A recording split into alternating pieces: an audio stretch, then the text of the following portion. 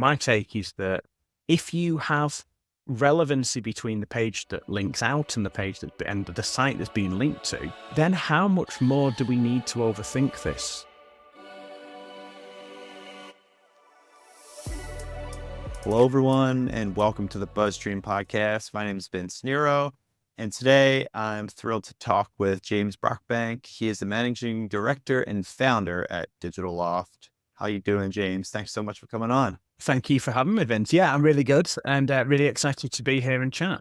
Yeah.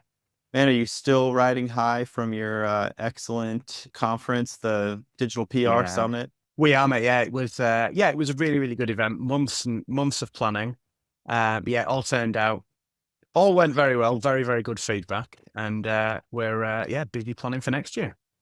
Yeah, fantastic. Yeah, if you haven't checked it out, listeners, I'll put a link to, I guess, probably what's the previous, conference, but be on the lookout. They throw a great conference. I think it's the first in-person It was the conference first you guys in-person, threw. yeah. Yeah. So definitely recommend checking it out. It was my first time in Manchester. I had a great time with the crew and meeting some of the Digitaloft team and got to meet James in person. So we talked about having James on this podcast, and I wanted to take advantage of, James, you post about great stuff on LinkedIn. I'll be sure to link to your LinkedIn in the show notes. And Thank you. one of the things that you posted about really just caught my eye, and I was like, that's the topic. We got to talk about this on the podcast. So James, let me just kind of lay this out a bit, and then I'll let you kind of expand. So you had a LinkedIn post, like I said, that said, digital PR has a relevancy problem right now.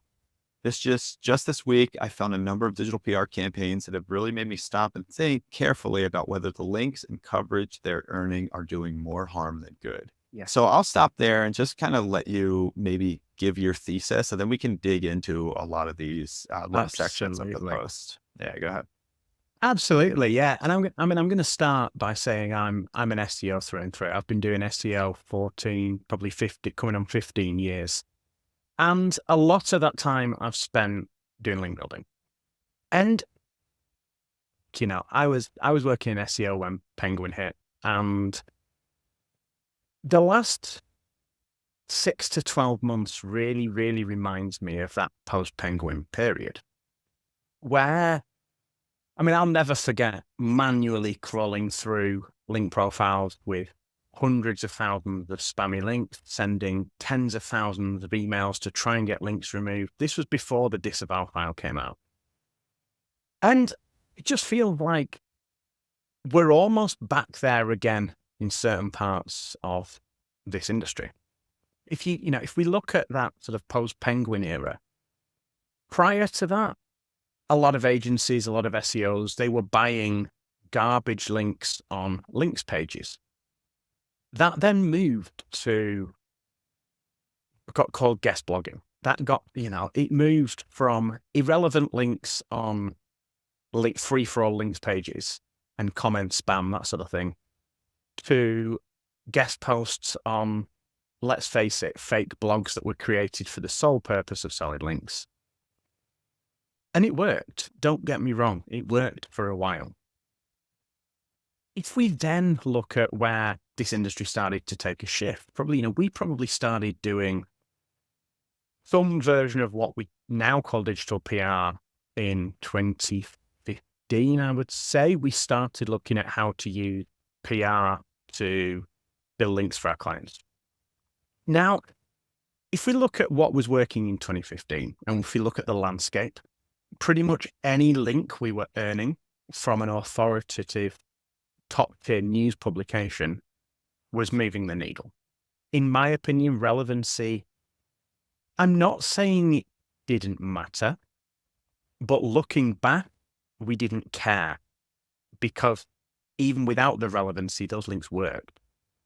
And I think, as an industry, we have to keep evolving. And what worked last year, what worked 5 years ago, isn't the same thing that works today. Now, hold my hands up. We have created some irrelevant campaigns in the past. We're talking 2015, 2016. Did they give the result us and our clients were looking for? Yes, they did, because they were a damn sight better than any of the paid, manipulative, spammy links that other brands were still building in the wake of Penguin.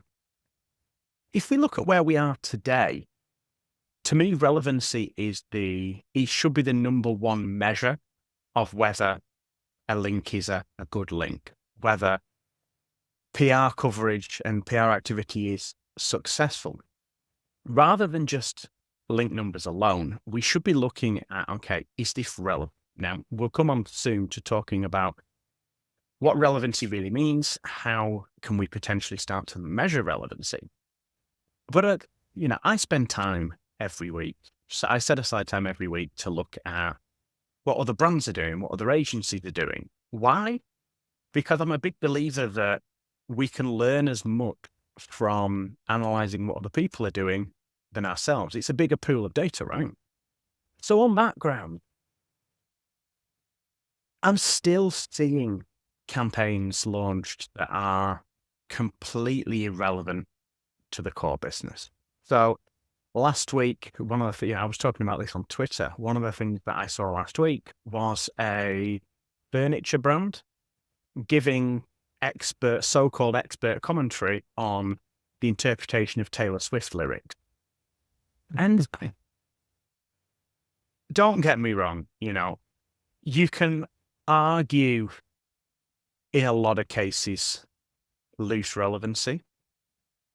What I am talking about is, it's digital PR spam, right? It's just doing anything at all for the link without answering that question of, would we still want this link if Google didn't exist? I will very, very confidently sit here and say, if links did not have a positive impact on SEO, there is no way in hell that a furniture retailer is pretending to be an expert on the interpretation of Taylor Swift lyrics. There is no way. And I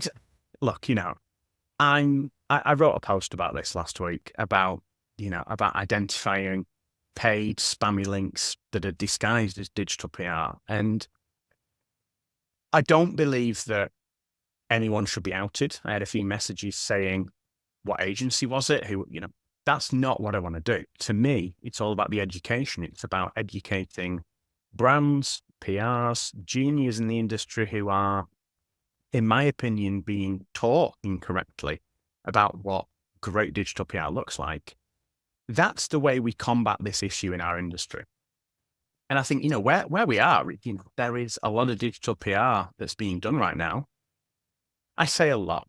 There is some digital PR being done right now that is just not relevant. There is absolutely no value outside of that link. And my analysis of data, my gut feeling is that Google's been ignoring these links for a long time. So on those grounds, what impact are these links having on a brand's SEO success? Let's face it, it's not doing anything for brand awareness. It's not doing anything for referral traffic, sales. These are SEO plays, right? Outside, if Google is ignoring those links, then what's the benefit? And my take here is that it's absolutely nothing.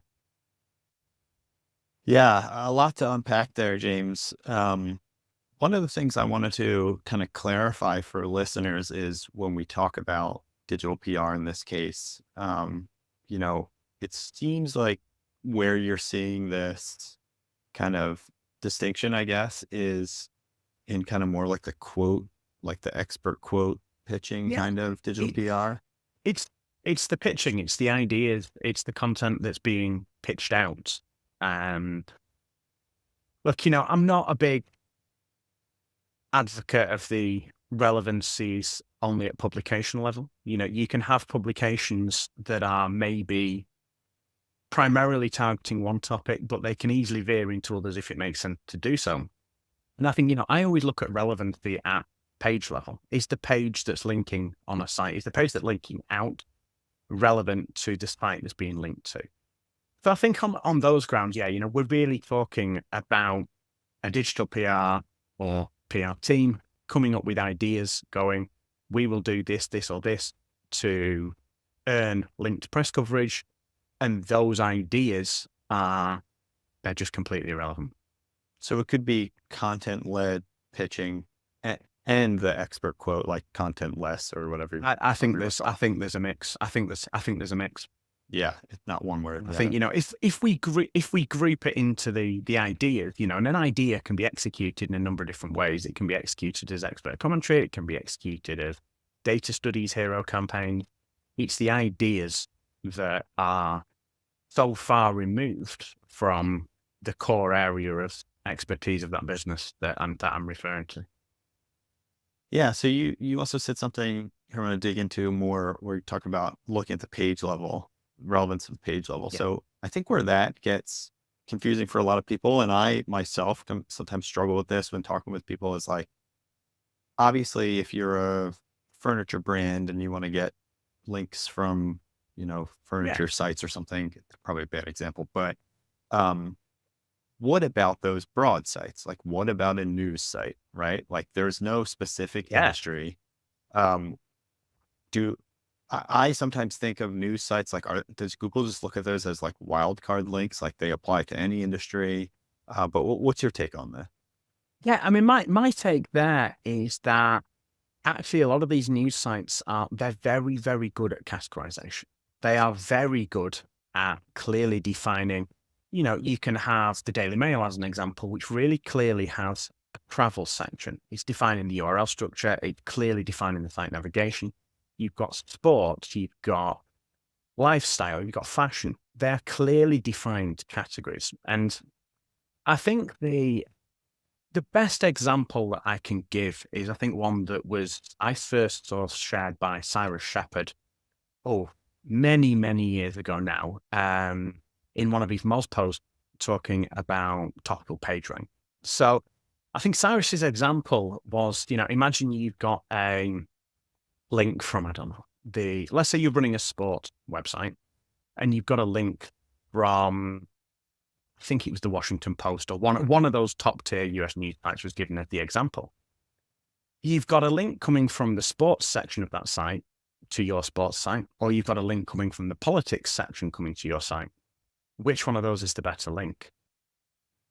It's so incredibly obvious. And that to me is how I have always thought about this, that how is this content categorized? I'm a big believer that a lot of these sites they've established that, and I don't like throwing around these terms that often get seen as buzzwords like topical authority, but they have established over many, many, many years authority in multiple different topics.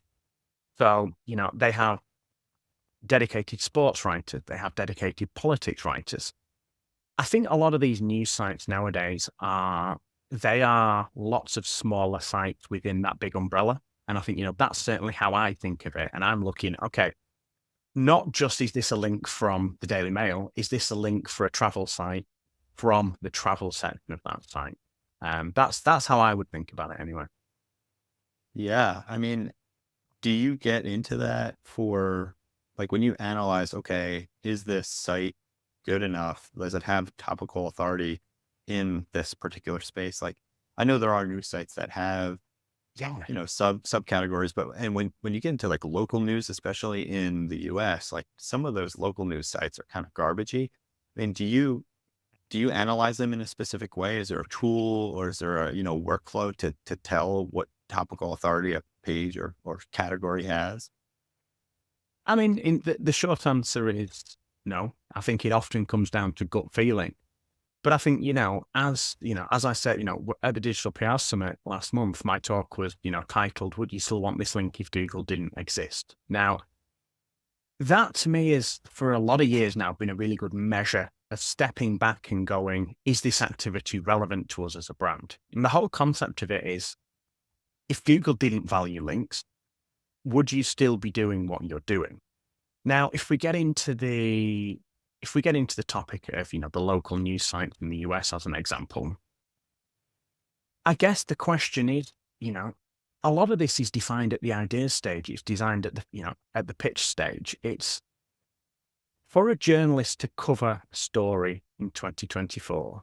That content, that story has to be relevant to them, right? What's the reason for them to link to that. And I think, when we look at that relevancy, it's an arbitrary measure, right? At least in it's a subjective measure, at least at that top level. And, it does mean different things to different people.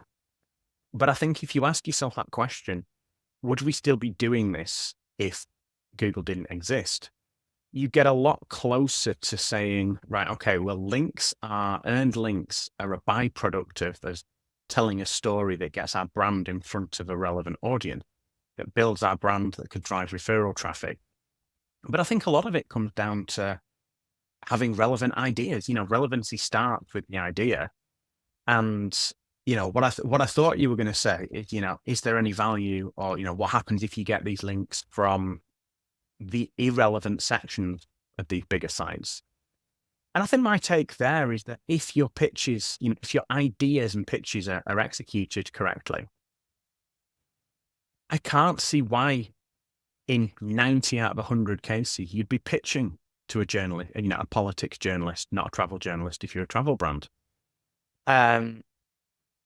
We should be so far past this spray and pray approach of cast the net so wide that we hope somebody picks it up.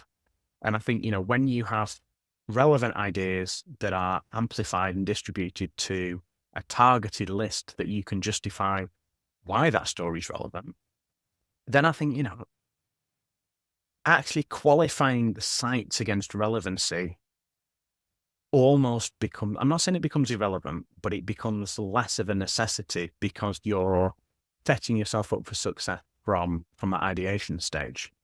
And I think, on the flip of it though, you can have a publication or a section of a site that maybe on the face of it isn't relevant.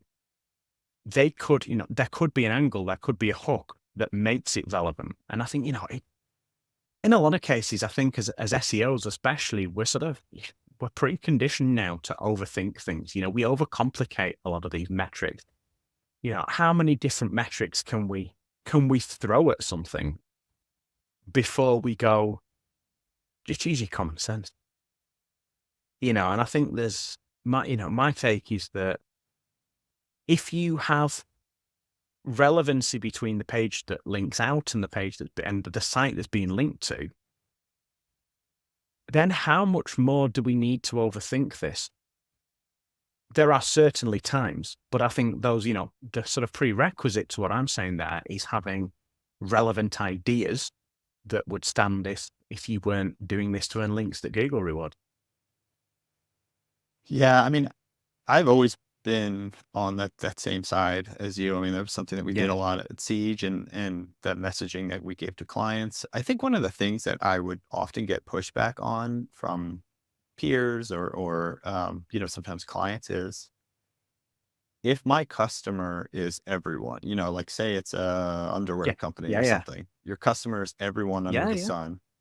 Does it really matter that we're getting relevant links? Like if they're in the lifestyle section or if they're in the politics section, like anyone's going to be buying underwear. So at the end of the day, does it matter? What's your take on that? So my take on this is that, are we talking about, it's more a rhetorical question. Are we talking about SEO here, or are we talking about marketing and advertising in general? And I think, it's really, really clear. It's really key for us to be clear here and distinguish what are our goals. Why are we doing this? And I think, when we look at SEO, Google is an algorithm. There are still manual reviewers, as we've seen over the past few days, going through and hitting the de-index button. But I think, for the most part, Google is an algorithm. And I think, we can't lose sight of that, and I think, so, so we have to look at signals. We have to look at the signals. And look, Google is a search engine that was built on links.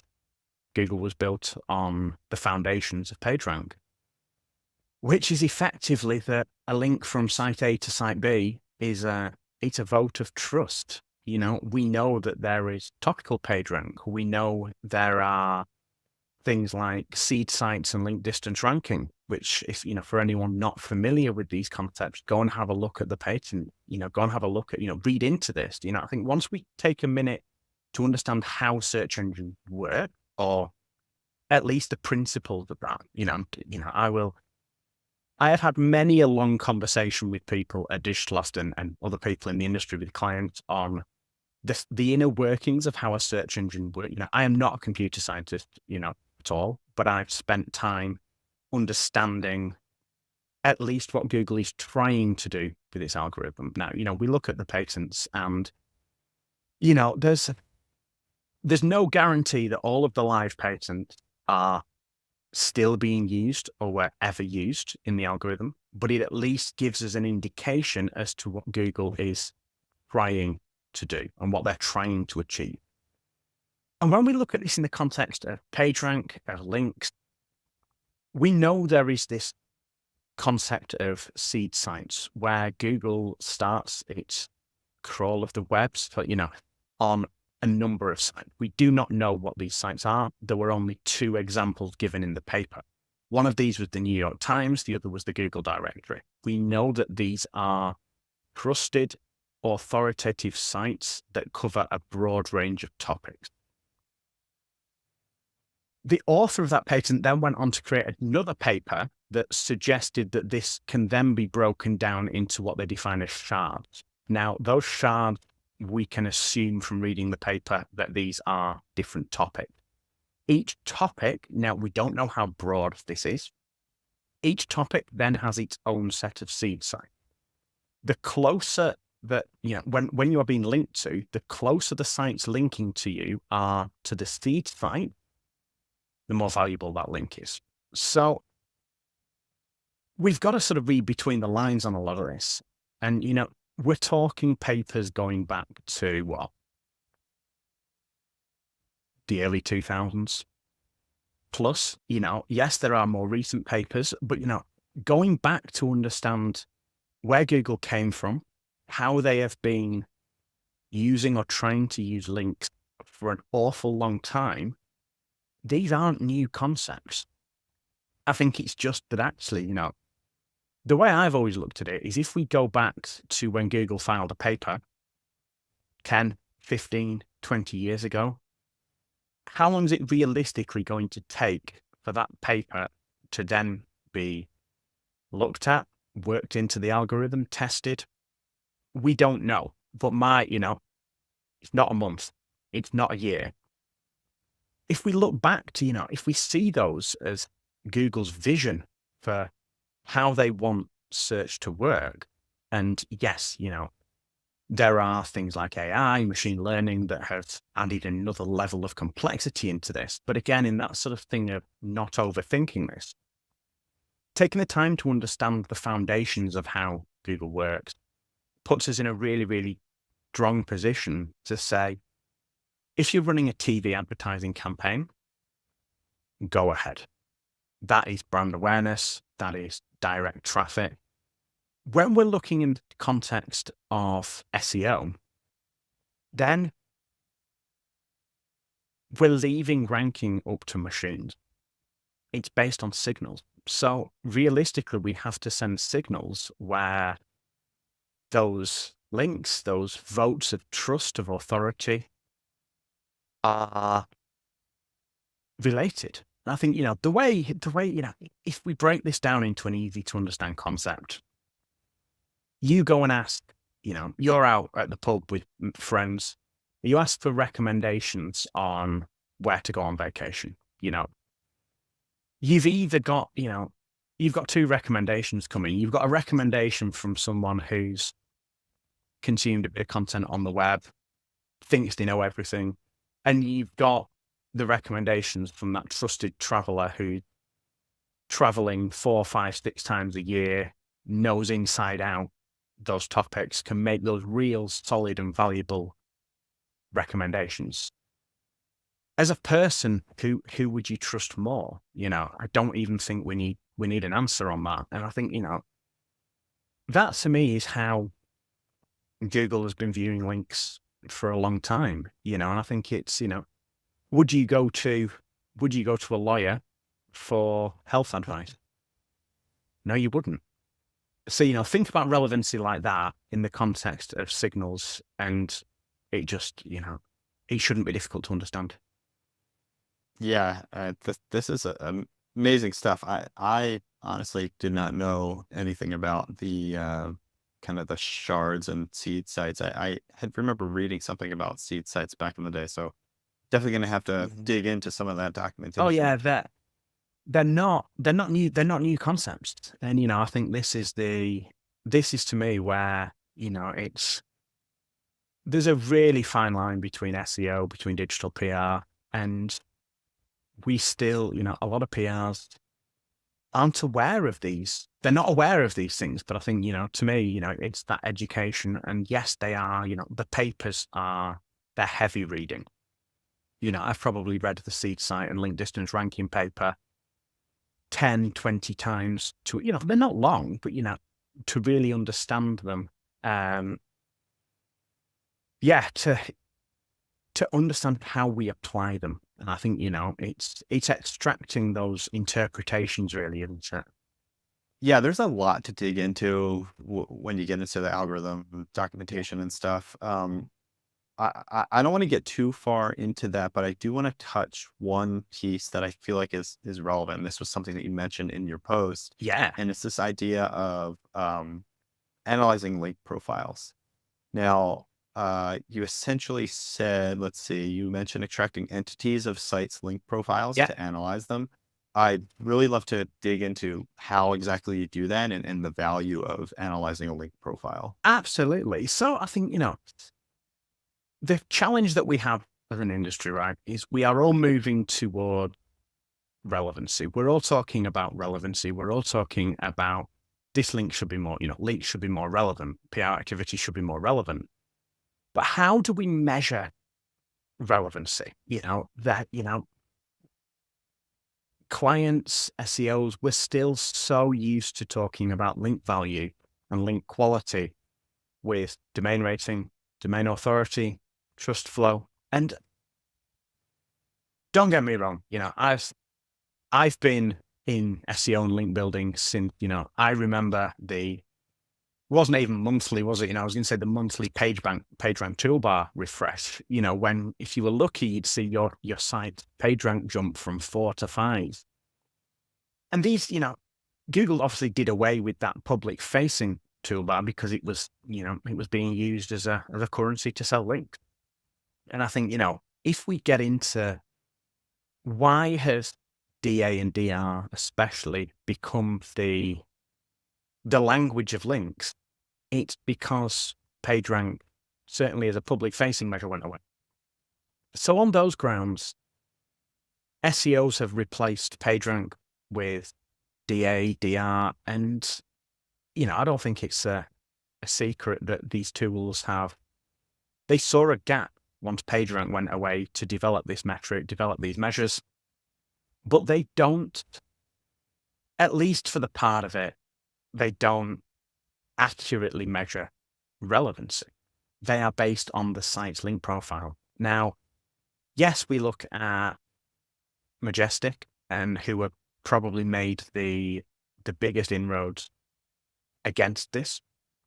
But again, we're looking at really broad topic levels. And to me, it's not the easiest concept for a non SEO to understand. And, I think what we have to remember is, when we're working with CMOs, heads of marketing, clients, they're not technical SEOs a lot of the time.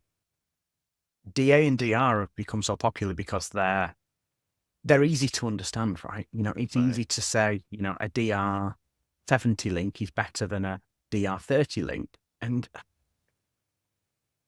it's really, really difficult because it doesn't account for relevancy. Would I sooner take a really highly hyper relevant DR 40 link over a completely irrelevant DR 80 link?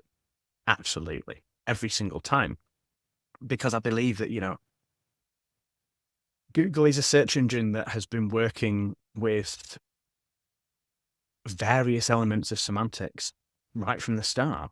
So I think once we start to bring this in, we can start to look at entities within the content of a site and entities within the content of a linking page or a link profile.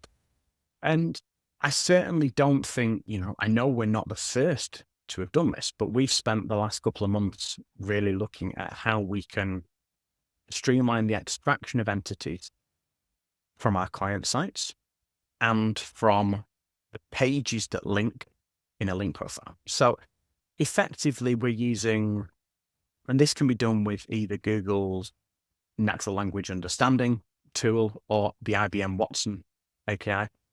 We are using these natural language processing, natural language understanding models to analyze text and extract entities from that. Effectively, these are entities of things, right? So when we look at that, what we're able to do is we're able to extract the entities of a site and go, this website is primarily about these things. We can then go to the link profile, extract the entities from all of the different pages that link, and say, this is what the link profile is primarily about. In an ideal scenario, you have what we sort of call an entity match, where the key entities that are, the most frequently found entities of the site, which is effectively what you as a site owner, as a webmaster, as an SEO are saying this site is about, are matching to a certain extent with the link profile. Links are these third-party votes, these validations. In an ideal world, there is an entity match between what the link profile is saying this website is relevant for, this website is about, this website is an authority in, and the topics that the site itself says it's about. If we bring this further into the concept of EEAT and Google's quality rater guidelines, we can see, this is how often I've read this. It's on page, I know it's on page 27 of the quality rater guidelines, where the QRGs say that EEAT is all about effectively what a website says about itself being corroborated with the things other people say about you. Yes, we can talk about social mentions, we can talk about reviews. Largely, what is the biggest way you can influence what other people say about you? It's PR, it's links and mentions. So being able to extract the entities of what a site says it's about and what other people say a site is about puts us in a position where we're bringing data in to the analysis of relevancy. If there is a match between, so I can give you an example of, I was talking, running this with a client just last week, and they are in the business loan. They are a business, they are a loan broker for business loans. So we were running through this, looking at one of their, a link that goes straight into their business loans subfolder. And as you would expect, one of their key entities, both of this, and you can run this at site level, subfolder level, or page level on the site. Again, depending on who the site is and what they are. If you were looking at, I don't know, the Walmart site as an example, they sell everything. But again, that's where you'd probably want to look at it at subdirectory level. But, we knew that, the site, and we have the data to show this, extracting the entities gave us a strong relevancy of the entity of business loan or business loan. The linking coverage, the most relevant entity extracted from that was business loan. So again, bringing almost common sense into this, we've got a piece of content linking to a site that is relevant for business loans, linking to a site about business or page about business loans. Then we've got that entity match. And I think, it's bringing in some data to really help guide those decisions, to be able to go, okay, at content level, at linking page to target page subdirectory or site? Do the entities match? Is there instances of the entities that we're trying to rank this page or this site for in the content that's linking out? And, I know we're not the first SEOs or PRs to do this, but I think, to us, it's bringing in this next layer of analysis on how do we have these conversations? I think, as an agency, obviously one of the conversations that quite understandably comes up with clients is, okay, you're talking about relevancy, but what does relevancy really mean? Show me it, prove it to me. And I don't think it's not in an argumentative way. It's in a way of, if you're asking me to change my mindset that a DR70 link isn't as good for us as a DR40 link, I need you to help me to see that. And that really is where it came from. Yeah. That's fantastic. I want to put a pin in that because I want to get to some idea stuff, but man, I feel like Of course. we could do like a whole podcast on just entity. Yeah. Do you have any posts or anything like that on your site that you've dug Not into yet. that yet? Yeah. Not yet, but watch this space. Yeah. Cool. So yeah, I want to shift gears into kind of like the ideation thing because I want to make sure that, listeners don't necessarily get too bogged down with the technical side of this. And absolutely. Yeah. At the end of the day, like you said in the beginning, like it does come down to the ideas. If the ideas are on point, then all this stuff is going to fall into place naturally. Right. So, 100%. Talk us through kind of the ideation process that you guys take at Digitaloft just to make sure that the ideas are on point and are going to get those relevantly.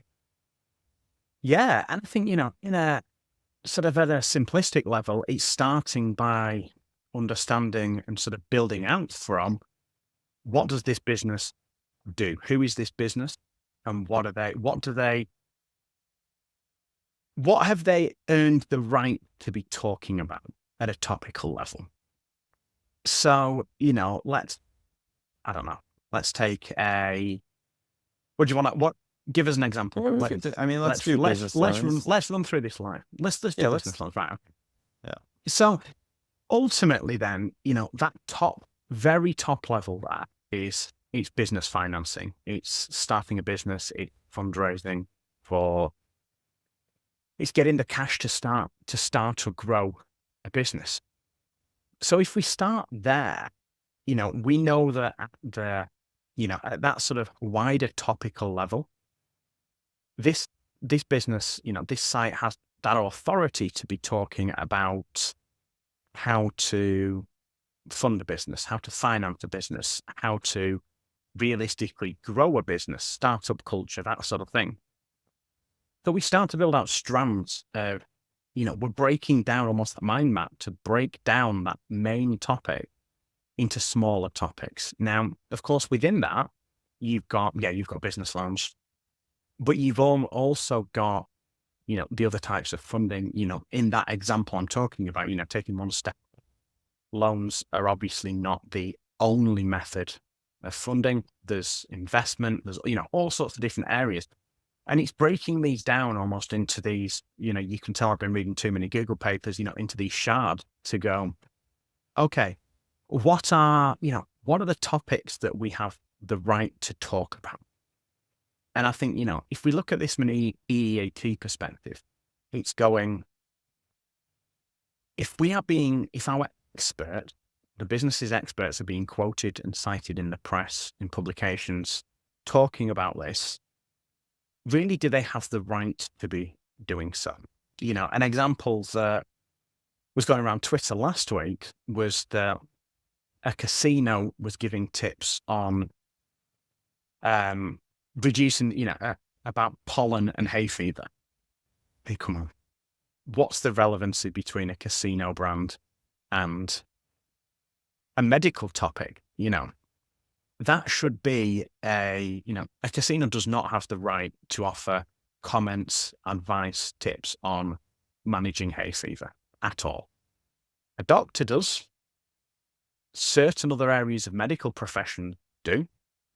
And I think, that's where we get into this whole concept of what do you have the right, what have you earned the right to talk about and be seen as an expert on? And this is where I think we come back to your previous comments about, okay, but my audience are into all sorts of things. Yes, they are. But as a business and the individuals within that business, what do you know? What do you have the authority and the expertise and the experience to talk about? We can then break that down into going, right, okay, we've got these sort of subtopics. We can then start to explore areas within those, owned data is a really, really good one. So one of the things that we will often say to clients is, what data do you have? Have you got any internal data that we could leverage to tell a really interesting story? If that is a business's owned data, there is no questions about whether that's relevant or not. Speaking with experts within a business is so incredibly underrated. Having a free-flowing conversation that's recorded with a subject matter expert and saying, talk to us about what's going on in your industry right now. What are the hot topics? What's a big deal right now? And I think, when you go at it from a position of going, what are the interesting things? What do the business's audience care about? You then almost work from a perspective of going, right, okay, we've got all of these potential bullet points of micro topics. How can we then, which are PRable, which tell a story? The reality is that 50% of them there won't be any interest to the press. But you can then develop these further, speaking to customer service teams, speaking to sales teams, and going, what are the questions people are asking are often a really good starting point. But also looking at target publications, looking at the most authoritative publications in a sector that you want coverage on. What are the topics that they're talking about? And almost, filling these gaps, going, right, okay, these are the things that these publications we want to land on care about. This is the format of content they typically cover. You've got some publications that are going to be more on they want that clickbaity style headline, whereas some are more that expert gives advice on X, Y, or Z. So I think it's knowing your market, knowing where you want to target. But I think, most importantly, starting it with the involvement of experts. But I think, what's often so commonly overlooked here is going to a site's blog, their guides section. There is so frequently content there that is PRable. And I think, to me, we're almost full circle where, if I look when, we were running ideation sessions 5-6 years ago, it was glorified word association. It was going, right, okay, let's start with a topic and let's see how we can build it out. And I think, where we are nowadays, it's going, right, okay, what are the topics that the business says are a big deal? How can we tell a story around that? So I guess in one respect, it's leveraging the experts within a business to come up with those seed ideas, those little snippets of inspiration. And I think, getting a subject matter expert on a call for whether it's 15 minutes, half an hour, once a quarter, once a month, and saying, talk to us about what matters in your industry right now, gives you so much insight that whether you're an in-house PR, whether you're an agency side PR, you would never get those things by searching the web, because they are the opinions, thought, insights of the subject matter experts. And they're not trying to turn it into marketing material. Right. They're just having an open and honest chat about what's going on in their sector right now. And I think, that is where we should be starting, and using those as seeds of inspiration to build on. Don't get me wrong, it is very rare that a subject matter expert in a lot of sectors will come up with a finished concept. That's not what they're there for. They're there to spark inspiration, leverage them to spark inspiration to identify the things that people care about. And I think when you're able to do that, relevancy starts at the very, very beginning. Relevancy starts by the process you take, and I guess that understanding of a business and its audience. We're not going, what will get links? We're going, first and foremost, what does this business want to be known for? What does this business want to be associated with on our topic and subtopic level? And then we build out from there. If you go in with that, what can we do to get links in travel? You're so conditioned to going, okay, we'll revert to this because we know it will get links, as opposed to this will get the right links. And I think, as I'm an SEO, I'm a link builder, but links should be a byproduct of doing something great. Links should be earned because that link adds value to a reader of someone else's content. That, there should be something of value on the other end of the link. So it's our job to create and promote that thing of value. And what that looks like differs so much, whether you're B2B, B2C, whether you're in travel, whether you're in fashion. And I think, the other side of it is then applying that sort of validation framework to go, a journalist isn't ever going to cover this, do it themselves. So you're almost trying to challenge your own ideas as well. To me, you start with seeds of inspiration from a business, from their blog, from their newsletter, from their socials, take it out wide, and then start to validate, chop away. You're almost challenging your own ideas to try and throw the ideas out. And those that are left are typically the ones that are going to hopefully have the best traction. Yeah, and more on that validation point, do you also look through, like, to figure out if there's like an addressable market for this? Like, how, 100%. Because you've got to. okay. You've got to.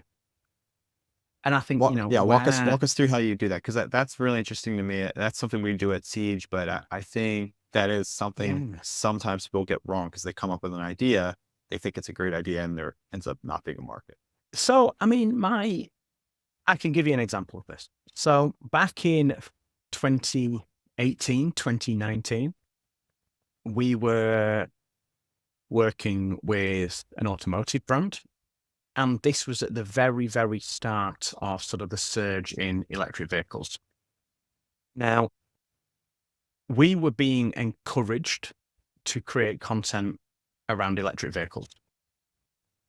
In reality, our validation led us to the point where there was probably 10 journalists actively writing about electric vehicles back then, certainly on a regular basis. There wasn't the addressable market there. There just wasn't a large enough market to tap into to, certainly back then, hit the goals that we were looking to hit. Now, electric vehicles was a very small part of what they did, but I think, it's going there. Back then, the topic of electric vehicles was a part of somebody else's role. Writing about electric vehicles was, there wasn't an EV writer or a sustainable motoring writer. There were writers that may occasionally cover electric vehicles. And I think, where we start on this is when we have an idea, where we're challenging it, going, who could we imagine, either publications or journalists, who could we imagine covering this? If we can't from a mix of experience and our own media list, go, okay, well, realistically, these are, and we're not talking a deep analysis here. We're talking, from experience, we're talking easy to analyze data. We believe that this is relevant to this batch of journalists. If we can't answer that, then the honest answer is that it's probably too narrow, sorry, and that there isn't a broad enough audience for that. So I think, it's challenging your own ideas, and that total addressable market it's a difficult one, because I think, there is no guarantee when a topic might surge in popularity. In the context of things like electric vehicles, that obviously developed very, very fast. It changed very quickly. Go on from that, though, and we don't know what's coming tomorrow. We don't know what's coming next week or next month. But we have to have a bit of confidence to go, we believe that this journalist will be interested in this story, or is it relevant to them? Again, you're sort of pre-qualifying, going, could we build a large enough media list based on our forecast of open rates, click-through rates, coverage rates? Based on that data, are we likely to get any coverage at all here? And yeah, I guess, at a general level, but there is also that thing to say, right, okay, well, at a bigger campaign level, the opportunity isn't there. It doesn't mean you can't take a strategy to go, we really, really want to figure out a way to get that journalist, there might only be 3 or 4 journalists writing about a topic. How do we take those 3 journalists and make sure they're covering us? But again, it's setting expectations. Just because there isn't a large total addressable market doesn't mean it's a non-starter. It's just about managing expectations. You're not going to go viral with that topic. You're not going to earn 20, 30, 50 pieces of coverage, but you may very well have a reason to go on hyper relevance and target those 1 or 2 publications and journalists. So I guess, it depends, but it's all based on the goals. Yeah. Yeah. I mean, I love that. If you have a really relevant topic that's going to really move the needle for you, why not just go super narrow? Maybe shrink the scope of the project or something. Yes. So you're And not that's slowing it out. Exactly. Understanding what are you putting in versus what are you getting out? Right. Would I ever recommend going doing a large scale data study where there's a very small audience? No. But could you offer value? Could you, go down that route of real life guest blogging? Guest blogging gets a bad reputation, right? But, I look, only yesterday, we work with a major concrete manufacturer here in the UK. They are manufacturing paving slabs. They are manufacturing concrete for all sorts. It's a super, super niche topic. We got, our client got invited yesterday through some of our work to contribute to effectively guest author a post on the Royal Chartered Institute of Surveyors. That is like gold dust in their industry. Right. That is like the holy grail. It's effectively a guest post because our client is authoring for someone else's site, but it's not guest posting in the context of what most SEOs would think about, which is the spammy tactic. So, going for things like that, it's, to me, digital PR, it's an umbrella term for multiple different tactics. And I guess it's knowing what tactic to use when. And, understanding that total addressable market is a really great way to understand what tactics should we use to land coverage on this publication or that publication. Yeah. James, this has been so illuminating, and I could talk about this stuff for hours with you. Yeah. I will not keep you for much longer. So James, thanks so much for coming on. Very you have welcome. a few things that I will make sure to share in the show notes, and make sure you're keeping your eyes on the ground for the next Digital PR Summit next year. And James, thanks so much. Make sure you check Thanks for out having me, Digitaloft Vince. and all the great stuff they're doing. And we'll see you on the next one. Thanks, everyone. Thank you.